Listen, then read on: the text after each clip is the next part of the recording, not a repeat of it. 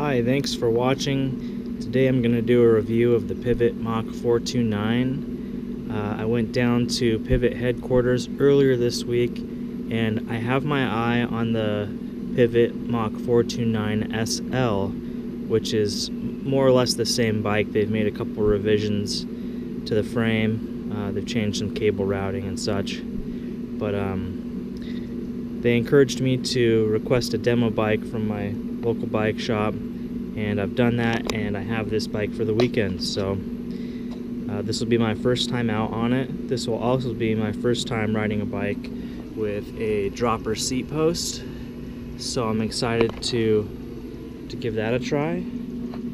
And the only other bike that I have demoed is the Niner Jet 9 RDO, and so I'll be comparing this bike to that bike, and I'll probably be using that bike as a point of reference that I can draw comparisons.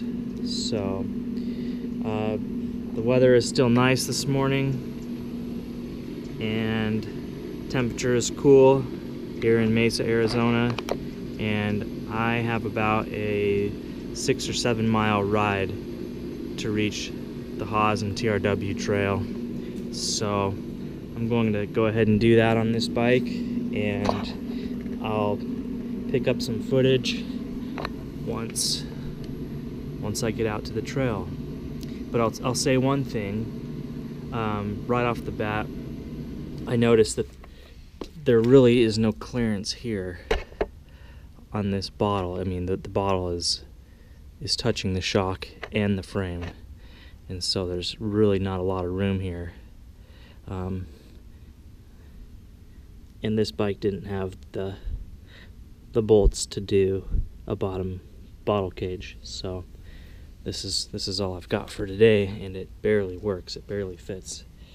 So okay, I'll be back. Okay, I've made it to the Walgreens at Power and Thomas, and just some initial thoughts before I hit the trail. And I realized that I neglected to kind of go over this bike and talk about what components are on it. So I'll just do that real quickly. We're running an XTR rear derailleur, XT crank, single chainring on the front. We've got XT brakes, Fox 32, Fox float, CTD in the back, and I did have a chance to try and pull that bottle out on the road, and I can get it in and out, but it's definitely not ideal. I have to finagle it in place there. One other thing I noticed just now when I leaned the bike up against this wall is that, I don't know if you can see that, but this rim right here is a little bit bent, but it seems to be holding air. It held air overnight, so that's not the biggest deal, but I just hope that doesn't become problematic. And let's see, what else can I tell you about it? Well, I'm excited to hit the trail and to try this out on the trail. We still have some overcast, which is real nice that I was able to get that 6-7 miles in with some overcast. It is warming up, but the second that sun pops out, the temperature goes up about 10 degrees. So it looks like there's a few other individuals in the area that found a good morning to ride. So okay, I'm just trying to go through anything else that I might be missing. Oh, ride position. Well, I noticed that this saddle is very comfortable. I really enjoyed riding that saddle. And then my riding position on this bike, I feel like, is a lot more relaxed. It's I feel like I'm sitting upright a little bit more, which is fine. I think that when I get out there on the trail, if I find myself climbing, I'll probably lean forward a bit and bend my arms more to put myself in a little bit more aggressive position, because just riding this bike casually with your butt in the saddle, it's a very relaxed riding position. I feel like in comparison to the Niner Jet 9 RDO, that bike felt just a little bit more racy. I know that's really, with a 120 millimeter pike fork on that bike, it's not the raciest bike, but I do remember feeling a little more forward on that bike. I think that if I were riding long distances, this bike would probably be more comfortable on a long distance ride. I think if I was racing a short race, that Niner might be fine. It would probably be fine on a long race too. I just feel like the position that I'm sitting in this bike at this time would be very comfortable for a long race. So with that said, I'm going to go ahead and jump back on it and head to the trail. Oh, here comes Patrick.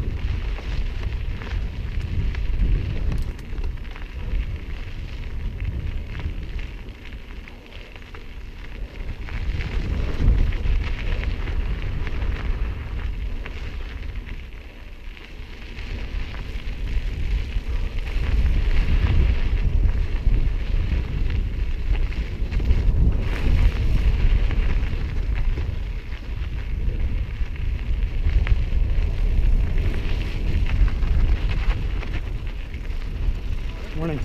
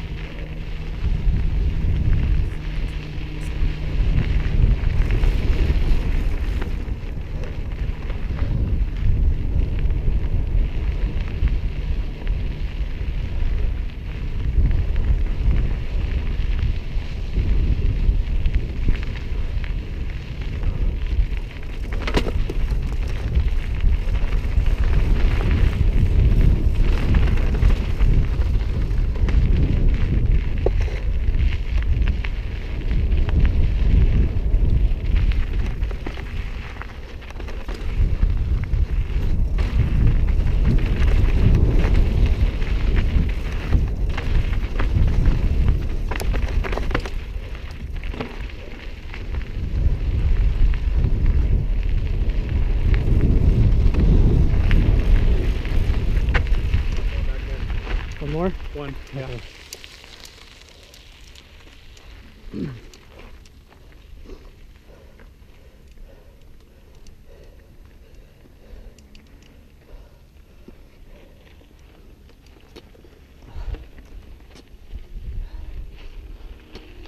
Nice work. Thank you.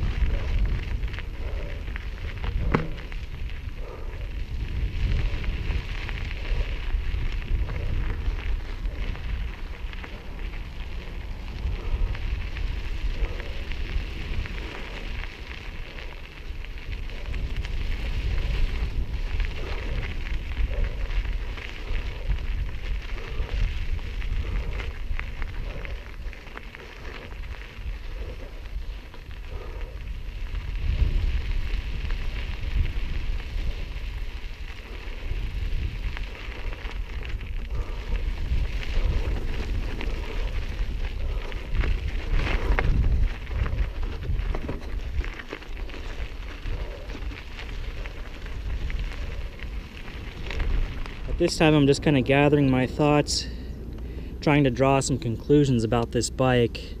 That wasn't a very long ride, and even though we have some overcast, it is very humid, and I've already used about 3/4 of my bottle, and I still have the ride back home. So I think that's good enough for today, and I'm trying to save some legs. I'm supposed to go up north tomorrow to do some riding with some friends. So here's some observations on the fork. You can see where that band is. I'm using all the travel in that fork, so at times it almost felt a bit squishy on some of the downhill corners. I could really feel that fork compressing in and doing its job, but sometimes it felt a little squishy for me. I'm not used to a fork that rides so well. And then you can see on this back shock, I am using the full travel on this bike with its current pressures on that trail, and I didn't jump the bike at all, and I feel like it, being my first time on this bike, I really could have gone quite a bit more aggressive than I did. But what I found is with my hardtail, I'm a lot more selective of my line on the trail. I'm aware of what line I'm taking, and it's important because the line I take really determines how much control I have over the bike and how much strength I'll have on the climbing. But I found with this bike, it is so smooth. I really didn't concern myself with my line selection so much. I found myself taking the rougher lines because the suspension is just so smooth. I could carry more speed by taking a different line, even though there's bigger rocks. And yeah, this was a really comfortable bike to ride. Very smooth. I'm trying to think what else I could say about it to describe it. I feel like if it wasn't so hot, I really could go do that a second time. Yeah, that was fun. I really enjoyed that, and I like this bike a lot. Trying to think, drawing on some comparisons to that Niner. I really liked the Niner when I rode that. I'm really struggling to determine which bike I like more. And part of the problem is I demoed that Niner about a month and a half ago, and I wish I had another Niner here right now that I could take out back to back, because if I'm gonna go spend $5,000 on one of these bikes, I'd really like to know which one I like the best. And right here, right now, I'm struggling to determine that. I really couldn't tell you which one I like best. They're both very cool. And so I'll be thinking about it on my ride home, and perhaps I'll have some more thoughts for you when I get home. Okay, so I'm back home, and I've had a little bit of time to think about this morning's ride and to try and analyze this bike a little further. And I've come to some conclusions that I want to share. This really bothers me, how you can't really fit this bottle in here very well. And I've been told that you can flip the shock so that these dials are on this side, and that gives you a little bit better clearance. But what I noticed is still the bottle hits the frame right here. And so, over time, that's going to kind of rub on the paint, and I just don't like that. And I know that the solution is to get a smaller bottle and just run smaller bottles, but I don't want to do that. I don't like that. When I go to a longer race, I want to have the ability to get the bottle, use it, and slam it back in there quickly, easily, without fumbling it. And I want to have enough water. And with this limited space, and with having to run a smaller bottle. I just don't like those options, and it's a real shame because I understand for people that want to run a hydration pack or a Camelback, this is not an issue for you at all. And I would say go buy this bike, because my thoughts are this bike was smooth. On the trail, on the climbing, I didn't break traction on the back tire at all. So the climbing I felt was a lot easier because I wasn't losing traction. I wasn't wasting any energy.